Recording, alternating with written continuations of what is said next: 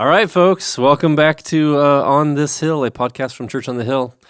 Bruce is on a well-deserved vacation right now, and so Matt is with me, Matt Thatcher. Yeah, Yeah. absolutely. Bruce is at the warm beaches of Mexico, so here we are in the rain, just kind of trying to get through the Oregon weather. But I'm happy to be here and happy to be on the podcast. At Bruce's age, do you call it convalescing? Yeah, I'm sure he'd love that. Now, he's probably going to watch this. Are you okay with him finding out that you're talking trash about him while he's gone? Okay. I mean, I do it with him around. Yeah, so me too. We have that relationship.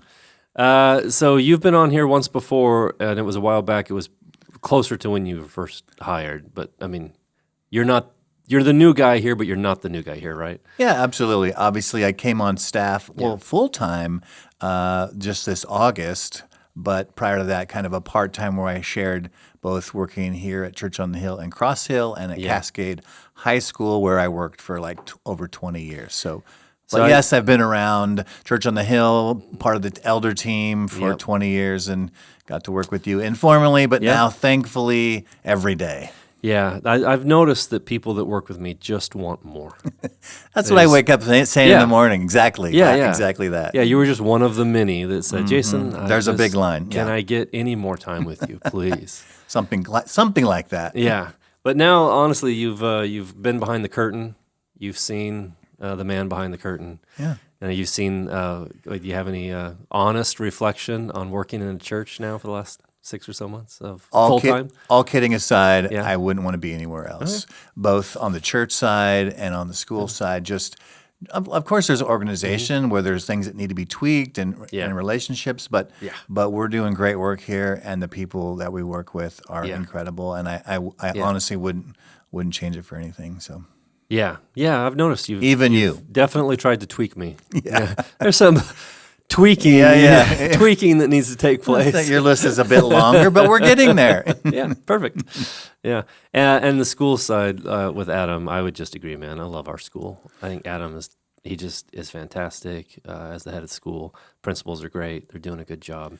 My girls graduated here. 2020 was their graduation year, and I'm proud of our school. Absolutely. I spent all my career working and teaching 30 plus years in public education, which was a great experience. Cascade's a good school. But yes, coming to a place where there's both the education side and a commitment to the discipleship, and it's growing. All those things are a lot of synergy at Cross Hill that make it exciting to work with as well. Your kids are how far apart in age? My kids are 6 years apart. Madison is now 25, and Austin is 19. They're a little bit farther apart than I thought. So she'd gone all the way through high school with you as a principal. Correct. And then a couple years later, he comes along behind and goes through. So you were your kid's principal. Absolutely. And I think that worked out well for all of us most of the time. Yeah. I think they were good students, had good friends. That made it easy. Yeah. And I'm not sure they wanted me at every one of their proms and dances and, football and basketball games and graduation. What they told me, Actually, we have them behind that door. I was going to ask them to come in and tell the truth. That'd be great. I got some stuff on them too, so I think it'll all work out nicely. Yeah, parents usually have more ammo actually than kids. So that went well. Yeah, I mean, like I said, Cascade for a public high school with all the baggage that stems go along with that and challenges was a school that's more like high schools used to be, or that's what it felt like, more of a family. So they thrived there, and again, they made it easy. And for part of the time, their mom worked there too in the district office, so there was no getting away from us. Yeah, I mean, it wasn't the same, but I have a somewhat similar situation with my girls in that I've been their pastor almost their whole life. Actually, their whole life. I've been their pastor in one church or another. Yeah. And then when they came to school here in the fourth grade, I wasn't, I worked with the school some, but I wasn't like in charge of them or anything. But I was here all the time because the church and the school share a building. Yeah. And so they were around me all the time. And I could say it was a blessing. There was a time, I won't say which one of them, but if you're watching this and you know my daughters, you know which one. You don't have to be told. That one of them was like, Dad, you don't have to hug me every time you see me in the hallway. Like, enough. Yeah. It's a little much. Huh. And I saw that as a challenge. Absolutely. And I said, okay, then you're going to get even more attention from me at school. Yeah, absolutely. Because what is life if we can't embarrass our kids a little bit, right? Absolutely. That's how my parents saw it. And so I did even more, and I'd sit down with her at lunch and stuff, and she got over that quick enough. But yeah. Well, knowing your kids, I think it worked out well because they're doing great. So. Yeah. That's kind of what we wanted to maybe talk about today a little bit, not just about raising kids while being their pastor or principal, but about raising kids, because we've been in a parenting class on raising kids, and we're in Revelations, the end of the world. Yeah. And sometimes when you're raising kids, it's amazing how much it feels like that to them. Mm-hmm. That a decision that you make feels like the end of their world. Like they'll never get over what you've done to them, for whatever. You didn't let them go to a party, or you made them put on longer shorts than they wanted to wear. Right. Or, again, I'm raising girls, so that's what I'm thinking about. Yeah. But it often feels like the end of the world to them. Yeah, especially as they get older and parents aren't as cool or don't have all the answers. Yeah. And of course, we both have kids that are similar in age, so we've gone through all those stages. And in the parenting class, we are talking about all the stages from those who are maybe they're pregnant and they're getting ready to have their very first child to those whose students or children are now almost adults and everything in between. And that's kind of where we wanted to focus, I think, today a little bit is as those kids get a little older, how does the responsibility of the parents change a little bit? Yeah. What is your experience about that? I feel like, I'm just going to speak from experience here, because I don't know how other couples relate to this. But in our marriage, I feel like my wife was so good at all the stages, but she really was dialed into babies and toddlers, and she knew what she was doing in a way that I was just like out of my depth. Right. Like, I have no idea how to do this. Right. She had basically practiced growing up. She'd always wanted to be a mom. She was a babysitter. She did early childhood education. She worked in church nurseries as a profession. She worked in school systems. All of this just made her a great mother of young ones.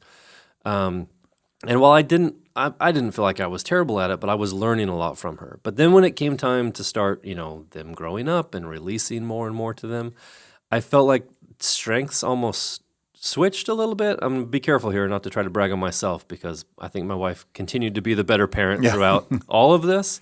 But it was a little more natural to me to go, like, this is now their responsibility. Like, we don't have to keep mothering them, because I think mothering is almost synonymous with caring for, doing it for a child, as even the way we talk about it. When you're being mothered, you're being taken care of, something's being done for you. Yeah. Where fathering is a more, all right, kid. Has a different picture in people's minds. It has a different picture. And so it was a little bit more natural for me to go, okay, it's time to release this to them. I'm going to give a silly example when they start to get older of jackets and appropriate clothes, not in modesty's sake, but for weather sake. Are you going to be warm enough, honey? Exactly. It doesn't matter. My daughters are 21, 22. When they leave the house today, my wife will say, you're going to need a jacket. It's cold out there. And if they leave without one, she's like, take a jacket.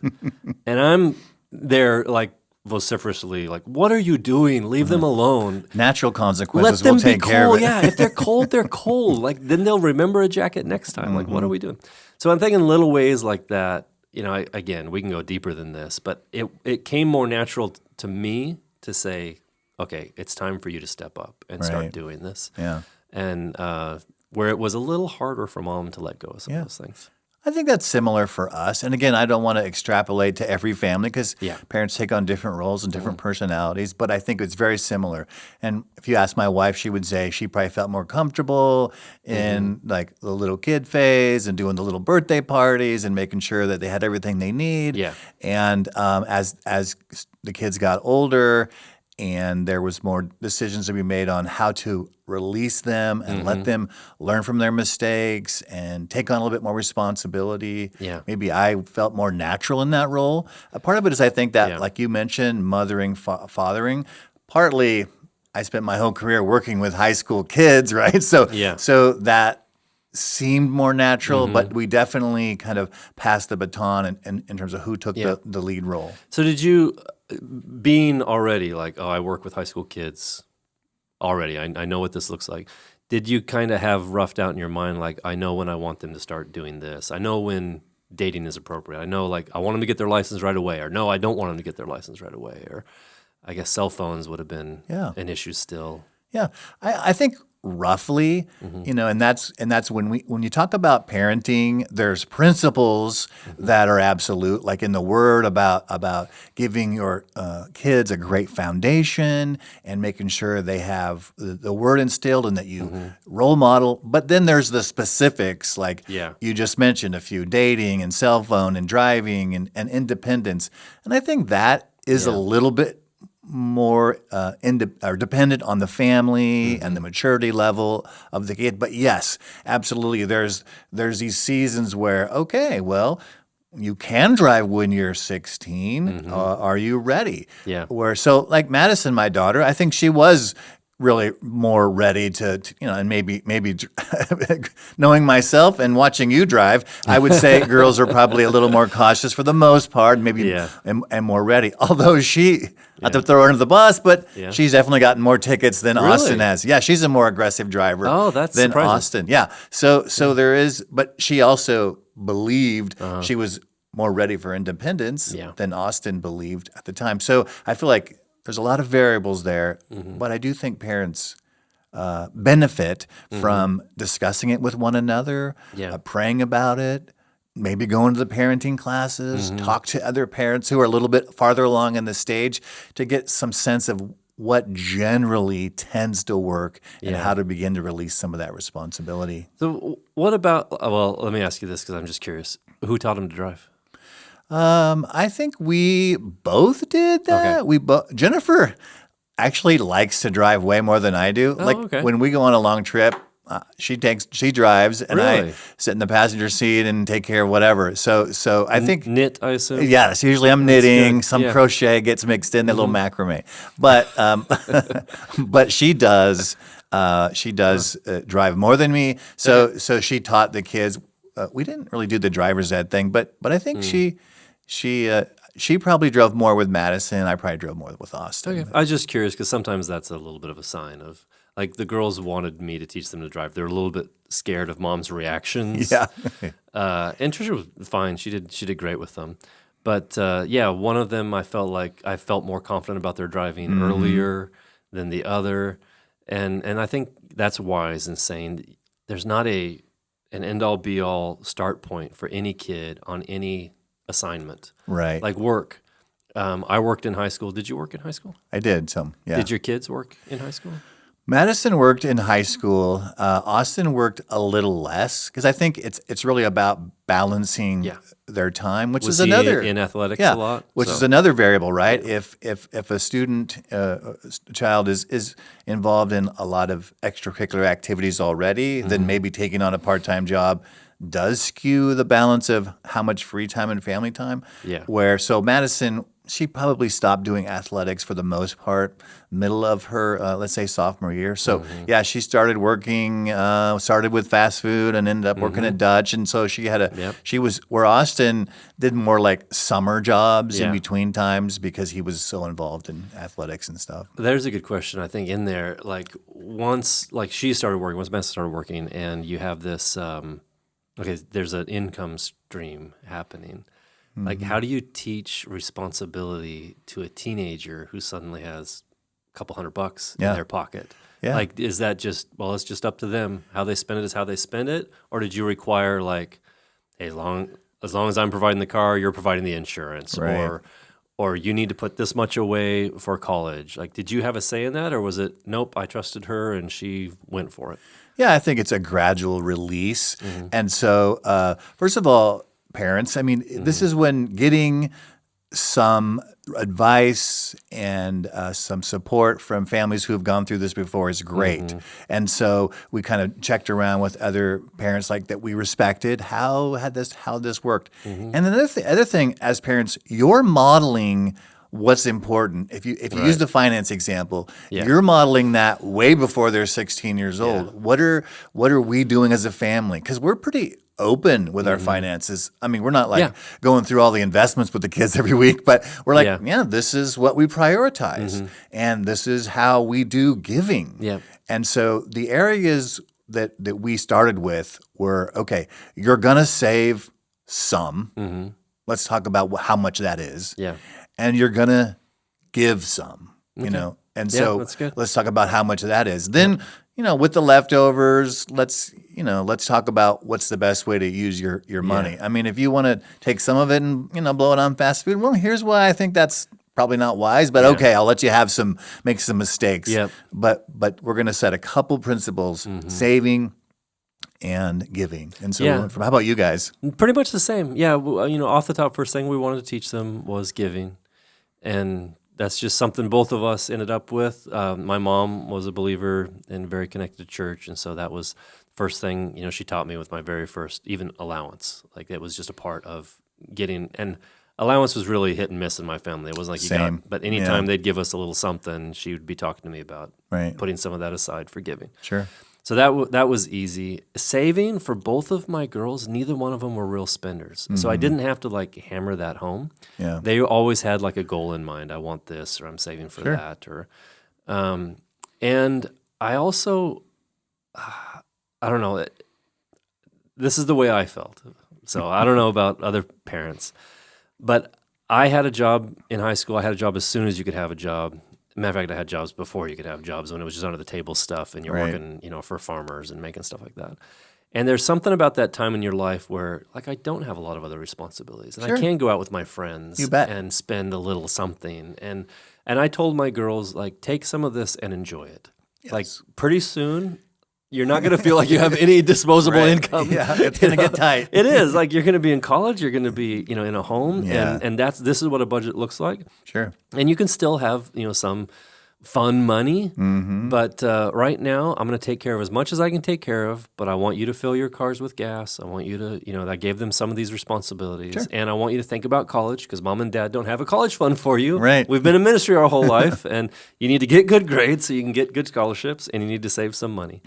And that worked out well for us. Yeah. But I wasn't fighting something where either one of them were big spenders or ridiculous with their money. Right. So it came a little easy. I've seen other kids that just needed different guidelines than mine needed. So in all these things, I think it's just being intentional. You know your child probably better than anybody else. And is this an area that they struggle? Then they're going to need a little more, guardrails. Yes. If it's an area that they're naturally strong in, then they're going to need a little less supervision. Yeah. So how about like dating and relationships, for example? Because you and I have talked about this a little bit. Yeah. Both of us met our spouses in high school, or maybe for you were even dating before. In high school. So but you typically, you're like, as Christian parents, like, what is dating? When should they start dating? Should you even have a relationship in high school? Yeah. And then how does that look long term? So how did you deal with that with your kids? Yeah, it was a lot of conversation, because they grew up kind of knowing our story. And so that scared me a little bit when they know, like, you guys met when you were 8, like, I'm 10. I still haven't met anybody. I'm an old maid. Oh, no. That's what arranged marriages are for. Yeah, I know. Or they, knew that we really started dating in high school. Right. And so there's a lot of conversation around, like look at those kids that are just older than you. Look at your high school friends in their middle school. Look at your high school friends. How's that going? What do those relationships feel like? Does it seem like a good idea or not? Right. Just getting them to open their eyes and see. Sure. And so that they were pretty much making some wise decisions, conclusions about what they wanted by observing. Yeah. And again, I wasn't fighting this strong impulse that either one of them had. They had pretty good heads on their shoulders. Sure. And then when we got into high school, one of them basically found a guy that she really liked, and he really liked her. And the other one, didn't. I mean, she liked guys off and on, and guys liked her off and on, but none of them was she interested enough to start a relationship. Right.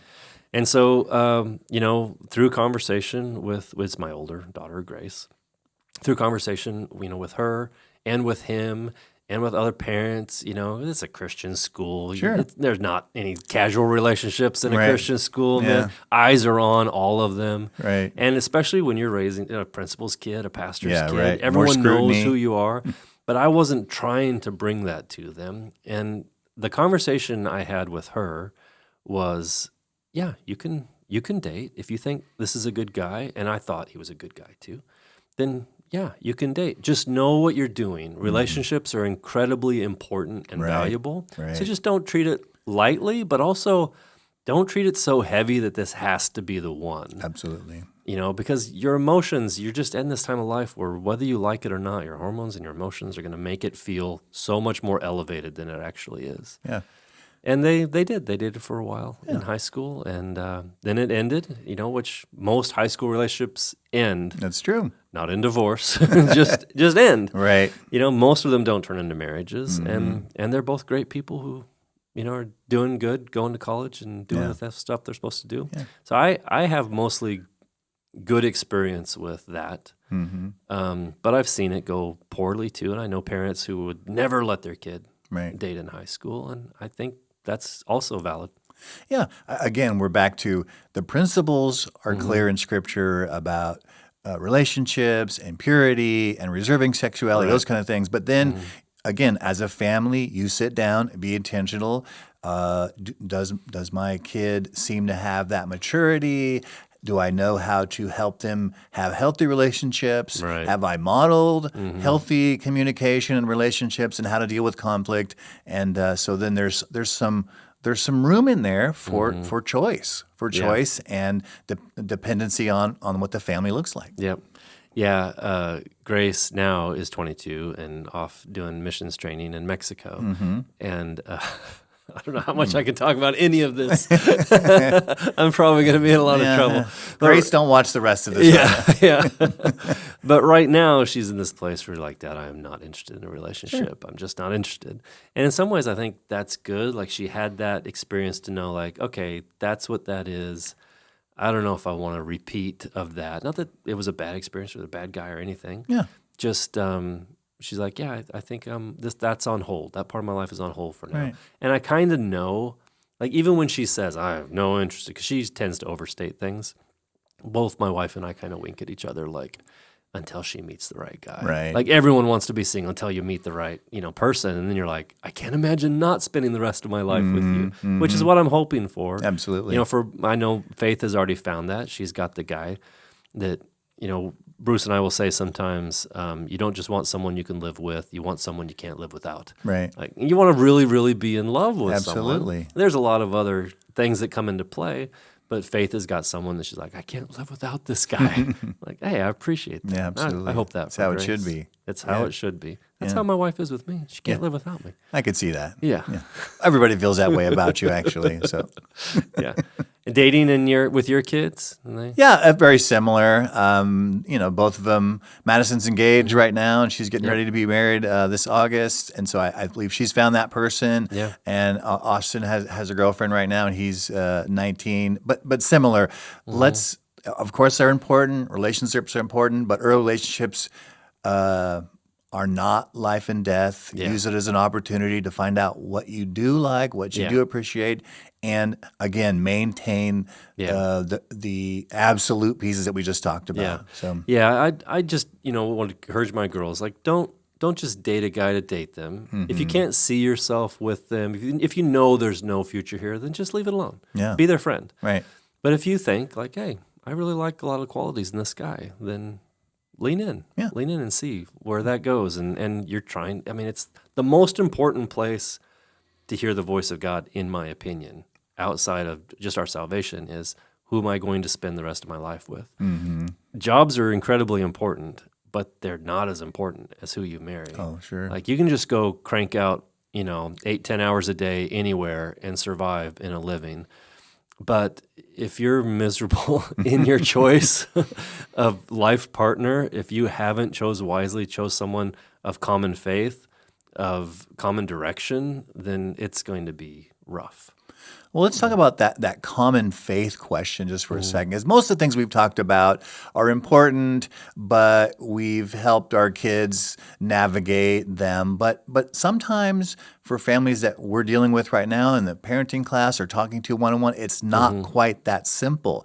And so they've even shared some challenges. Yeah. One of those is with faith, especially in a culture right now that does everything to steal away kids from the faith. So maybe talk Right. about that if you can for a second. So what about those times where in a student's life, even if it's temporary, where they're thinking, I don't know, I'm 16, 17, 18, I'm not sure this faith is mine that you think is important, and how do I make it my own? And what if I'm not making it my own, or what if I'm not making it a priority at least? And so, and I know we've talked with families that are dealing with that. So how would you help a family going through that? Yeah, I don't think there's an easy answer, but my quick answer is, you model when they're little. There's no question. This is the God we serve. Absolutely. This is who we're praying to. This is this is what this looks like. For sure. But there does come a point where, like, if they don't own it, you can keep saying this is the God we serve, and frankly, as long as we're in this house, we're going to pray before our meals. We're going to have this devotion. We're going to. You should do that. But I guess the quick answer is you're trying to make your relationship with God, I don't know if I like this word or not, but as attractive as possible. That it's something that they want, that they're hungry and thirsty for. It's Matthew 5, I think. Blessed are they which hunger and thirst after righteousness, for they shall be filled. Yeah. I want my kid to be hungry and thirsty for that kind of relationship. That authentic relationship. I'll never forget when I was a kid, I think it was late middle school or early high school. I think it was probably early high school. And I was starting to make those decisions myself. Right. And it wasn't a one and done for me. It was a few years of, figuring that out. Sure. But one thing I always remember is my mom telling me stories of faith. And she would describe like her own dad and times that he was in ministry for years. Now, unfortunately, that didn't end well. But she told me the good stories, like we didn't have anything and we didn't know what was going to happen. And we prayed and someone knocked on the door and delivered groceries. And there were 6 kids in the family. They needed groceries. Yeah, right. A pastor with 6 kids or, just these stories, other stories like that she would tell over and over again are stories of revival. I grew up, my mom telling me stories of revival. Yeah. So making faith real. Yeah, right? And it made me, as a young person, I knew enough of the Word of God because that's where I'd been raised. I was in Sunday school. I was in every VBS you could be in. I was taken to all of those things. Church camp. Yeah, I knew I could recite the Old Testament, books in order, all of that because I'd been educated in all of that. Right. So I looked at the stories of faith from the Bible, and I heard my mom's stories of faith, and I thought, I'm pretty sure this is real. I don't think any of that's fake, and I either want that or I want out. Right. I didn't want to just go to church. The middle ground. I didn't. I thought I think I want that. That sounds amazing, like miracles, and I want that. And I think that's what tipped me over, even when intellectually I was struggling with. I don't know about this 6 days of creation stuff. Right. There's some of these things like Jonah and the whale. Like when you grow up on those little kid stories and then you become an adult, you're like, am I ridiculous for believing that? And as an adult, I don't think you are. But then I was trying to figure out if it was or not. But that's that attractiveness that my mom had shown me is what won me over, really. Yeah. Yeah, I think, similarly, Jennifer and I were just talking about this. Our parents took us to church. We invested all those same things. But they didn't, if I had to guess, they didn't say, here's why you have to believe. And so we just picked it up mostly because we were invested. And I think, unfortunately, sometimes just speaking of my own experience, I just assumed my kids at different times would just pick it up because My parents weren't super intentional. Jennifer's parents weren't super intentional.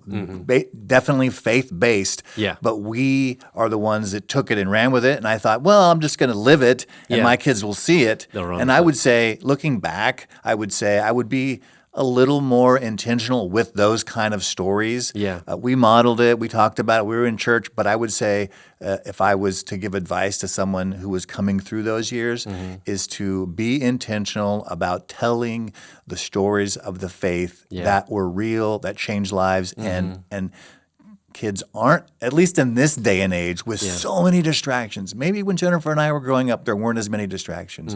But with so many distractions, I think it's important for parents to be intentional about their faith. Like I said, I'm my kid's pastor, but I honestly think, and I've told lots of people, you should be your kid's pastor. Like, you're the one who pastors your kid's heart. You're the one that pastors their spirit, their soul, into eternity. Don't expect anyone else to be able to have that same authority as you. No one else will. Now, the kids pastor has authority. The middle school pastor has authority. They all have authority, but none as deep as yours. You named your child. You gave them an identity. You're there. So be very intentional about pastoring them. And we tried to do that as best we could. Like, even noticing, you can tell when a kid gets to a certain age, like, hey, you used to have this abandon in worship when you were little, and where'd that go? Like, you're feeling a little self-conscious, I noticed in worship, or from a Sunday, would have that conversation, like, where are you at right now? Right. You seem a little distant, and you just seem a little cold to the prayers, to what's going on, and not. It's so delicate because then they can get defensive and why are they watching me all the time? Yeah. But if you do it because you care, and I think it makes all the difference in the world. And with my girls, because they were such church culture girls, and they're in Christian school, and they're in multiple services with me on a Sunday, they got to, I don't know if I should even be saying this on a podcast, but they got to middle school, high school, and they said, Dad, do we have to go to youth group? Like, we've done it, and they're like, there's nothing wrong with it, it's great, but I don't think we need it in a way. And I wouldn't say this for just any kid, but for us, we had to just pray and say, like, is this something they have to do or not? And we felt like, no, they didn't. They don't have to. You can go when you want to go. You can stay when you want to stay. It's okay. And that was just one of those, like we're talking about, what's the principle? What are we trying to feel out? Is there a relationship there or not? Like, is it legalistic to say, no, you're the pastor's kid and you better be in every youth group, or else I'm going to look bad, or you're going to look bad. Right. And, it's all about motive, right? Yeah. So we just tried to pastor them through that, and neither one of them were regular attenders of a youth group. Now, once they got to young adults, they were in. They're all in. Yeah, they were like, I need this. This is for me. There's something missing in my life that this fills. Yeah. So...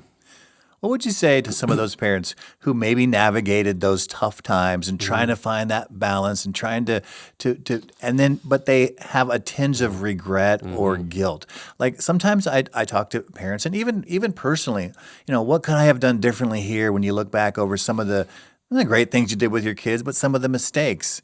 So what would you say to those families who are, my kids are older now, they're 16, or maybe they're even out of the house, and man, I wish I would have taken more opportunity, but they're in sorrow, but you don't want them to live in that guilt about it. What do you say to those kind of families? I think two things. The first one is you got to obtain the grace of God, because there's nothing more guilt-ridden than parenting. It's just it's just the normal experience to feel bad about your parenting. Yeah. Even when you're trying, like, super moms are super mom, the caricature of a super mom are that way because it's a lot of times they're trying to almost work off this guilt. So you got to receive the grace of God for it, that we all make mistakes, and that some of them are pretty big mistakes. Sure. I mean, that they are big. There's no getting around it. But that they're not so big that God can't redeem. So that's the second part. First part is you got to get the grace of God, or else you're never going to correctly parent them. Right. You'll just be parent them out of this. I got to fix this. I've got to fix this. Yeah. So once you have the grace of God, I think then it's redeemable is that next piece. And I think the redeemable piece often comes just from starting to talk to the kids now, where they're at now. Right. And, especially if they're 16 and up, or depending on their maturity, whatever the age, and just voicing some of those regrets to them. Like, man, I really wished I would have. Now that I look back, Right. and just we tell our kids. I tell my kids all the time, like, for whatever reason, I have my daughters, both of their respect and admiration right now. They'll tell me, like, Dad, I love you so much. You did such a great job. I want a parent like you. I'm like, wow. Wow. What a compliment. Okay, though. yeah, that's really, really nice. But I'll tell them, but also you'll get out there, you'll see other parents, Grace, you'll go to DTS, and you're like, what was Dad thinking when he said that? Like, I'm all you know right now, so you think I'm awesome. They're going to find out you're not perfect. Exactly, yeah. And so, I've told them along the way, like, man, you were my first kid. I got them both at the same time. 'Cause one's that's adopted, true. So, Yeah. like, we didn't have any practice kids. You're our practice kids. So some Right. things we're pretty pleased about the way we did. Some things we're like, oh, man, we really blew it there. We should have been more consistent in this. Family devotions were always a struggle for us. They were really hard to pull off. Sometimes we felt good about it. Sometimes we felt terrible about it. But a lot of little things around that we just failed at. I would discipline sometimes out of frustration or anger, but just telling them, especially after they get to the place where they can understand that, like, I wish I would have done this. I think I did you a disservice, and you'd be in a better place right now. I'm not blaming you. You're a great kid. I love you. Yeah. But I wish I had taught you about finances back then, or I wish I had taught you about repentance back then, or something, whatever I missed on. Because I think that honors them as well. To go, oh, there's probably a lesson there I should learn, and Dad didn't teach me. Right. Like, how do I learn this lesson? I really appreciate what you said about the redemption piece, Jason, just how it's never too late. No. And that's really a message that I'd want people to hear is even if your kid is an adult and maybe their faith is not a priority for them, maybe they've abandoned the faith altogether right now, but the principles in Scripture with regard to the prodigal son or other areas where God is waiting and wooing and doing everything he can to bring a redemption and healing and restore families and restore that relationship with him. And he's not giving up no matter how old your child is. Yeah, exactly. Yeah, I mean, that's most of our stories is,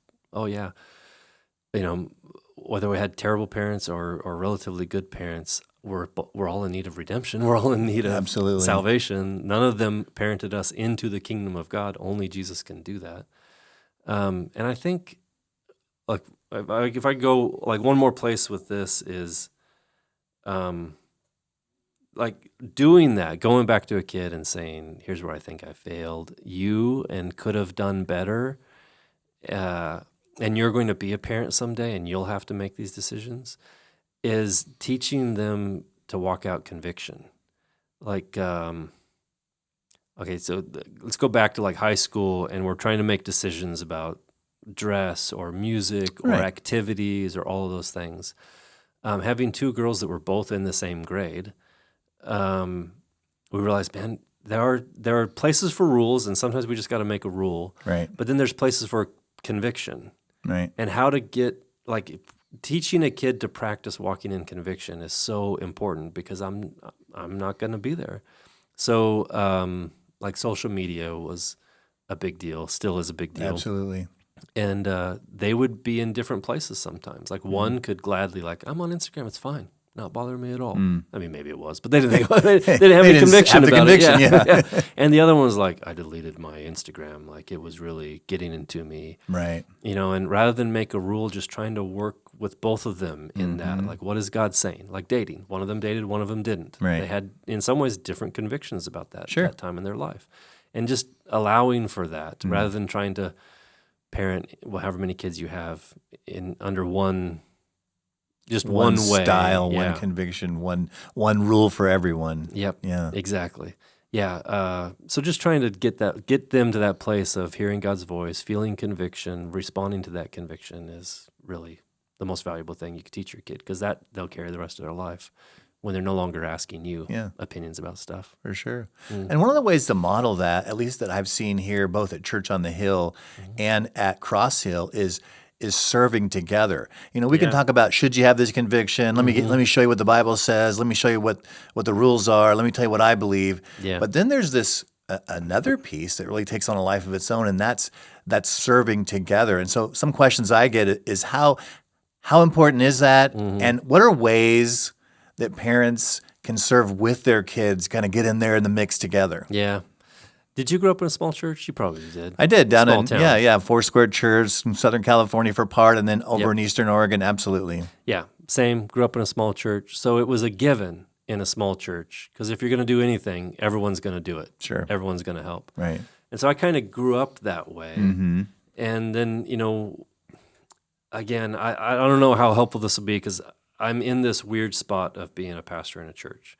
So my kids are in the church all the time. They're, but we would try to draw this line that would say, there's no good way to talk about this, but this is the job. Like I'm doing this job. Right. But now this isn't about the job. I'm going above and beyond. Right. Like no one expects me to do this or to be there or Right. to, do this. I'm just serving. And you and I, like we as a family, we're going to go do this together. Again, different personality, different giftings. One of my daughters definitely has the gift of service. Like that's how she loves you. Like Right. like, oh, Grace didn't give me a hug. She just cleaned up the whole kitchen. Yeah. Like that's the hug. Right. That's my daughter's hug from me. Right. Yeah. And so that was like, okay, I don't have to work that hard on you.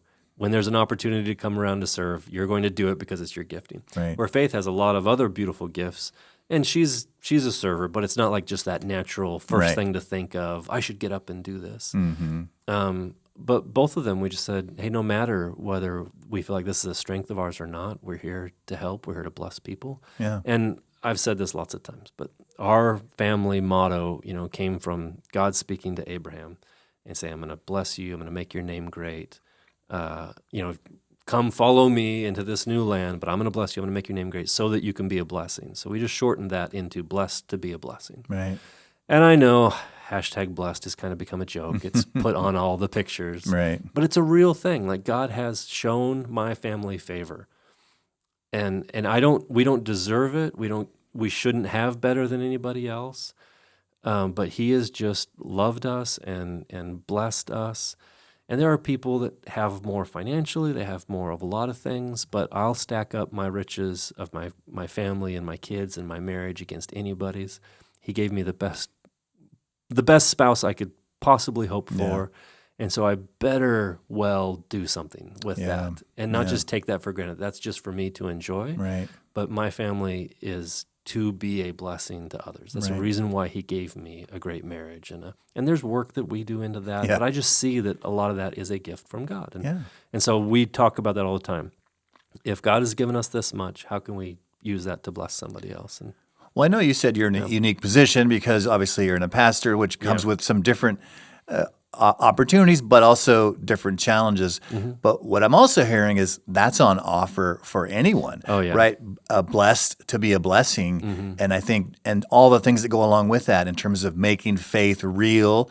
Oftentimes, or in the past, I would take Austin down to just, let's go down and feed the homeless. And of course, you're not going to necessarily change a whole bunch of people's lives just because you're helping making peanut butter sandwiches for a weekend.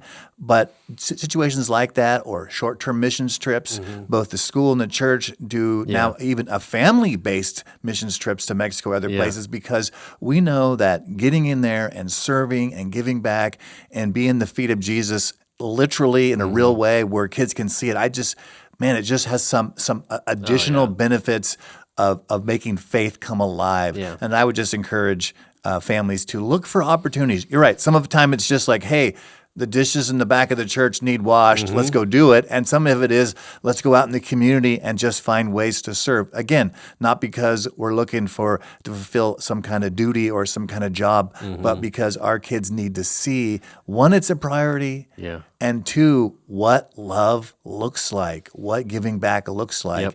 And talk about authentic faith where there's nothing to be gained. It's just an act of service. Man, there are so many families in the church too. I won't start naming them because there's just so many. I would leave a bunch out and I'd feel bad. But I think of families, especially that have kids right now that are in that they can come and help, middle school to high school Right. age, that are just doing it. And I would point that out to my kids. I'd show them examples and say, you know that guy? You know what he does for a living? I know he probably did an easy 60, 70 hours this week. And he's here tonight, and he's not going to leave until all those chairs are stacked. Yeah. Like, we're going to help. We're going to, like, Right. Yeah, if that guy's doing that, just think about that. And nobody's paying him. Nobody's even recognizing him. He's not going to get his name up in lights because he's done this. And those families that come with their kids and just bless us all the time. And I see what they have. And we were 10 years before we had kids, so I would watch those families then too and think, that's what I want. I want something like that. They're doing something that's valuable. And to speak to what a kid gets out of it too, there are a few kids, I think a rare golden child is born that is just selfless. They're just like, wow, this little kid just knows how to share. I didn't even have to teach him. He just knows how to share. But that is very rare. That's not the norm, for sure. That's not the norm. Almost everyone else is pretty much just born selfish. They think of themselves. They think of their little world. And those things just open up their whole mind, and they see something they've never seen before, and they start to empathize and care for others. Right. Kids don't naturally, like when they're first born, they don't, that's why a little kid can just clock another one in the head. I mean, we were just, mine. Yeah, we were just watching last night so that families could go on their Valentine's date. We were watching a bunch of babies and toddlers and kids here, and my wife and I were in the room, and one of them picked up a little toy vacuum cleaner and was just about to lay out this other little baby girl, this little boy about to just lay out this little baby girl. And please continue to bring your kids to children's church. It'll still be fine. I mean, I stopped him. Okay, there we go. Yeah. And he wasn't even, honestly, there's nothing to even yell at him for. He just wasn't even aware, like, this is going to hurt somebody else. Other people have feelings. Right. Some of that has to be taught them, and that happens at all stages of life. When my kids went on their first missions trip, that it wasn't like, this is mom and dad's mission trip and you're coming along. Right. But when it was their first mission trip, I saw it in them. They're like, wow, we had no idea. Right. I'm like, I've taken you to China and Thailand and all these other places.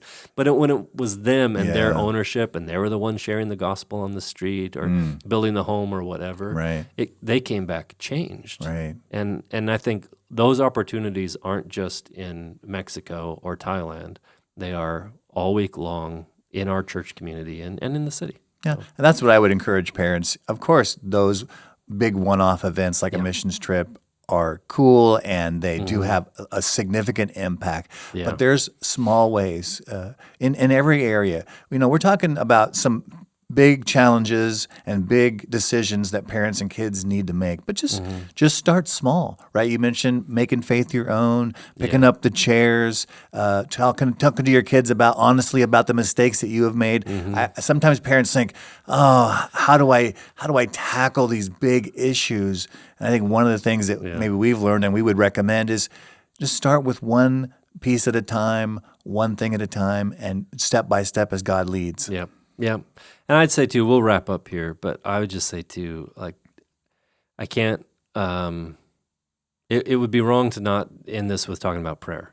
Because honestly, you can say and do everything right. Right. But you got to just give those kids to Jesus every day. Yeah, you got to put them on the altar and ask him to do the thing you can't do, which is I can't reach into my kids' heart and somehow massage it and make it soft. I can create the best environment I can and make my relationship with God as attractive as possible and teach all the Bible that I know how to teach. And it still takes God to get into their heart and move them and bring conviction and fill them with the Holy Spirit. All of those things are out of my control. And we all mess up. And so God still, no matter how good I do, he still has to redeem. Yeah. He still has to save. Yeah. So just pray. That's just a great reminder. You have the God of the universe who says he wants to partner with you to help raise your kid, and all you have to do is ask. How could we not make that a great first and priority step for sure? Yeah. Well, all right. I think we've gone as far in this as we can. If you got questions, if you're out there and you've got questions for the podcast, feel free to send them in. You can put them in the comments if you want, or you could email them to, I think it's info@cothcommunity.com. Is that right, Ethan? No, there's a Google form. Okay. Sorry. Google form. Ethan will show you in the description how to do this. But send in your questions if you have any. If you think this might be a blessing to someone, by all means, share it. I don't think I'm going to be the like and subscribe guy. Right. I don't think I got that in me to just say that every time, but you can if you want to. Like and subscribe. I'm only going to be here this one time, but Jason needs the likes. No, I definitely do not. Matter of fact, I probably need less attention. I get too much. All right. All right. Love you guys. See you on Sunday. Bye.